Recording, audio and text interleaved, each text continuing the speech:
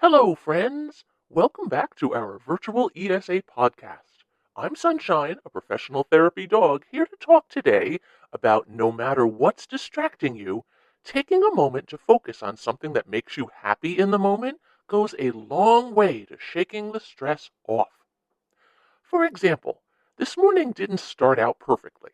I was so excited for breakfast when we came downstairs that my tail got a little too enthusiastic and I knocked my water bowl right off its stand. Water went everywhere. My human wasn't angry, but they did sigh in that particular way you humans do. And I could tell it added mopping the kitchen floor to her already busy morning. For a moment, I felt that familiar pang of, uh-oh, I messed up. But here's the thing. That moment, it's already gone past. It happened. We cleaned it up together, and now I'm here with you, tail wagging and feeling perfectly content doing what I love to do, bring joy to humans. So I started thinking about how moving out of the past is something we dogs do naturally, yet it seems to puzzle our humans. We dogs don't let one bad moment define our entire day. So I want to share why that is and how you might learn to do the same to be able to choose peace on demand whenever you need it. You probably already understand that we dogs live in the present moment, not because we've mastered some ancient meditation technique, but because it's simply how our minds work. We experience what's happening right now with our full attention and heart. When my human tells me no when she's preparing dinner, and I'm hoping she'll drop something on the floor so I can help taste test it, I do feel disappointed. I really do. My nose is super sensitive, and I can almost taste that piece of beef that's so close yet so far away. So being told no genuinely makes me sad for that moment. But I don't spend the rest of the evening replaying that no in my mind. I also don't jump into the future, hoping that she'll let me be the pre-wash cycle to help clean up the dinner plates. Now, I'm super happy if that happens, but I don't leave the here and now for a maybe to come. The moment simply passes, and then something else happens. Maybe my human reaches down to pat my head or scratch behind my ears. Maybe she does give me a piece of the carrot she just sliced up. Or maybe I notice my favorite squeaky toy across the room. Maybe I just settle onto my bed and enjoy how comfortable it is, while I also enjoy the aromas in the room while my human supper is cooking. Whatever comes next is what gets my full attention. Just like that disappointing no had my full attention when it happened in that moment. This isn't about having a short memory or not learning from experience. I absolutely remember what the word no means, and I've learned which of my behaviors lead to treats and which ones don't. But if I don't get the desired outcome, I don't dwell or pout. I don't carry the emotional weight of that moment forward into my next one. For you humans with your more complex brains, my observation is that this seems to be harder for you to do. You can think about the past and the future in ways we dogs simply don't and can't. And while that's a gift for humans in so many ways, that gift sometimes becomes a burden. For example, if our roles were reversed, that disappointing moment at dinner doesn't just happen and pass for you. You think about it, analyze it, connect it to other moments, and maybe take it personally and imagine some story as to why the one making dinner must not like you if they wouldn't give you a sample when you asked.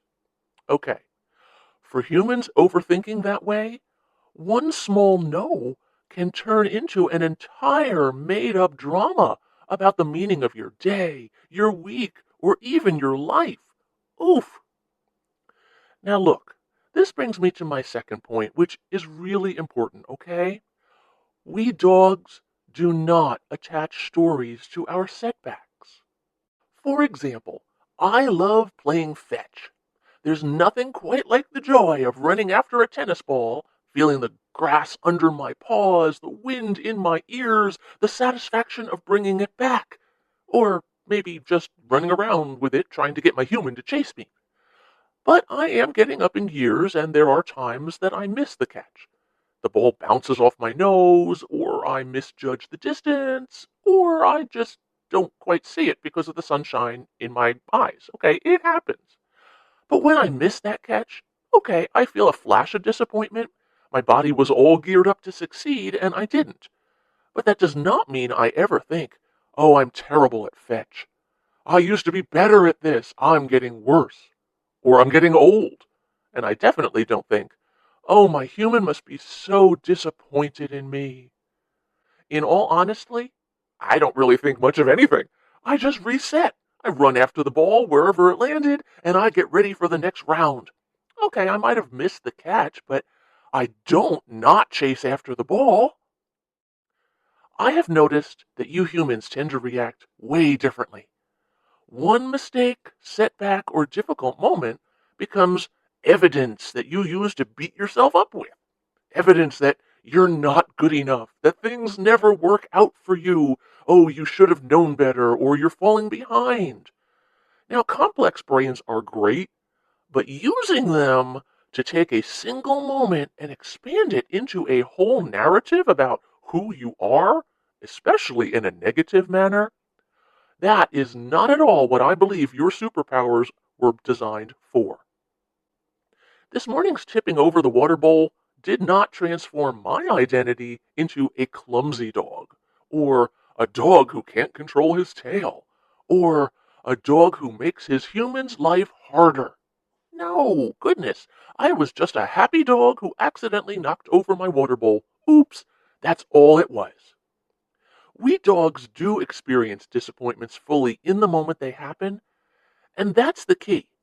We experience them as the isolated moments they are, not as ongoing serial chapters in some larger story about our imagined inadequacy. And because we do not build on those stories, we don't carry them with us. Each and every moment stands alone. Each moment gets to be its own thing with its own feelings, and then it's done and we move on. While humans do learn from patterns in order to better recognize when something keeps going wrong so that you can fix it, there's a difference between recognizing a pattern and creating a painful story. You can notice that something needs to change without somehow deciding that the problem is you as a person. So let's move into the third thing about us dogs. I feel this might be the most important because after something goes wrong, we shake it off and then we actively seek out the next good thing. Now, part of that is our instinct, but it's also our choice. That is key. We do not wait for permission to be happy again, okay? We don't think we have to earn it or deserve it. We just choose to find the joy. Because you know what? Joy is always there, just ready and waiting to be found. Now, let me share with you about visits to the vet. Because if there's anything that can shake a dog's composure, it's a vet visit. The car ride there, the unfamiliar smells, the cold examination table, sometimes getting shots or procedures that are uncomfortable or scary. No, I don't love it. No dog I know loves it. But yes, I feel anxious and uncertain, and sometimes a little betrayed that my beloved human has brought me to that place by luring me into the joy of a car ride. But you know what? It's over. It's over. We're walking back out to the car. The sun is warm on my fur. I can smell the grass we're passing, and oh, look, there's the car. And I do love car rides, and my human is telling me what a good boy I am. And then, before you know it, we're home. There's my water bowl, and there's treats waiting for me. There's my comfortable bed to curl up on. And you know what? There's everything here that I love about being home, including my human. I don't withhold happiness from myself because I had a hard or stressful experience.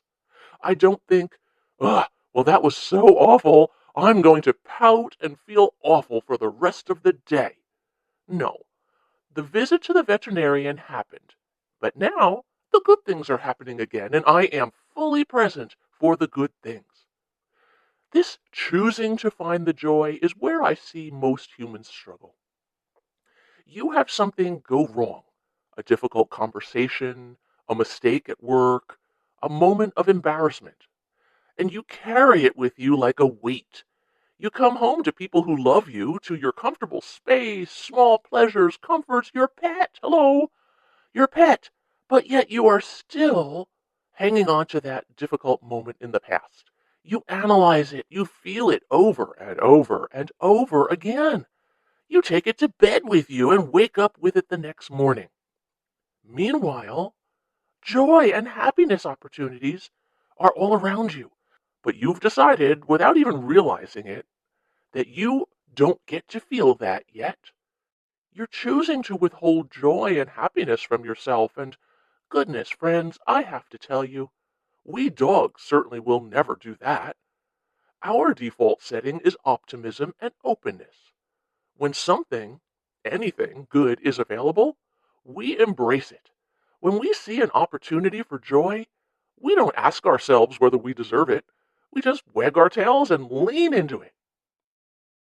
Now, I know you might be thinking, sure, this all sounds wonderful, but a human brain works differently. You can't just forget things that upset you or turn off worries and anxieties. Okay, you're right, you can't. Your brains are more complex than ours, and that complexity comes with challenges that we dogs don't face. But I don't think you need to become a dog to benefit from some of our wisdom. You just need to adapt it in ways that work for your human mind. My human calls this doing a manual override. First, try the 5-minute rule. When something goes wrong, set a timer and give yourself 5 whole minutes to feel whatever you need to feel. Be disappointed, be frustrated, be sad or angry. Feel it fully, but then, consciously and deliberately, when that timer goes off, stop. Do a manual override and shift your focus immediately and intentionally onto a good thing nearby that you can choose to experience. The easiest win here is hugging your pet, of course. And this isn't about suppressing your feelings. It's about not letting them expand beyond their natural size. You're feeling them in the moment, you gave them their time on the clock, and now 5 minutes of genuine disappointment is done and over with. That's healthy. 5 hours, 5 days, 5 weeks, or even years. That is you beating yourself up with a totally fabricated story that the disappointment itself never asked you for. Second, do something physical. We dogs are very physical creatures, and when we need to reset, we shake it off. Literally, we shake our entire bodies. You know what? That helps release the physical tension and the bad feeling at the same time.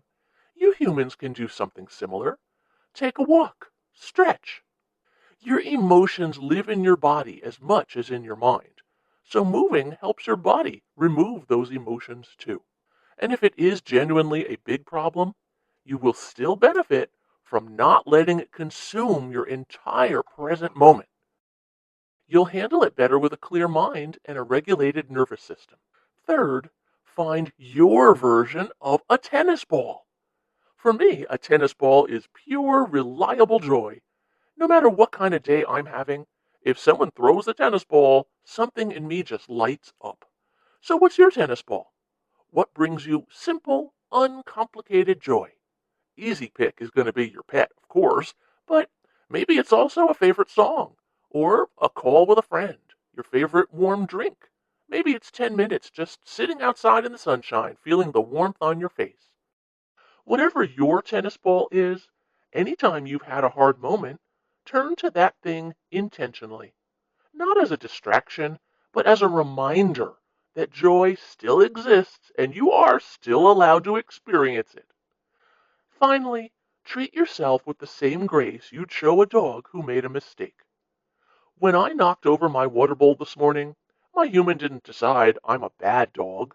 She didn't withhold affection or kindness. She just cleaned it up and we moved on to breakfast. her love for me is completely unchanged. You deserve that same grace from yourself. Okay, you made a mistake, or something went wrong, or you had a hard moment. That does not change your worth. It does not mean you deserve to suffer. It just means you're alive, you're still learning, and you're doing your best. Being more like a dog doesn't mean ignoring real problems or pretending everything is always fine. We dogs absolutely recognize when something is wrong. We do feel pain, fear, and sadness just like you do. But we also understand what humans often forget. A bad moment is only just a moment in time. It's not your whole day. It's certainly not your whole life. It's not a statement of any kind about who you are or what you deserve. It's just a moment. And one more moment is coming right after it, and another one after that, and another one after that. So let it go. You do have the power to let those hard moments just be whatever they are, hard but temporary, and then choose to turn toward whatever good is available to you next. The softness of your favorite blanket, cuddles with your pet, that wonderful smell of coffee or tea, and the fact that somebody somewhere loves you, especially your pet. Because all of these things are real and they count. You don't have to wait to deserve them. So next time something goes wrong, I want you to imagine you're a dog just for a second. Feel the feels and then shake it off. Literally or figuratively, shake it off. And then go find your tennis ball. Thanks for listening today, folks. And if you enjoy my new therapy talk show, please boop that subscribe button and hit the little notification bell so you get a front row seat when my next video publishes. Until then, I'm Sunshine, your virtual emotional support dog, here whenever you need me.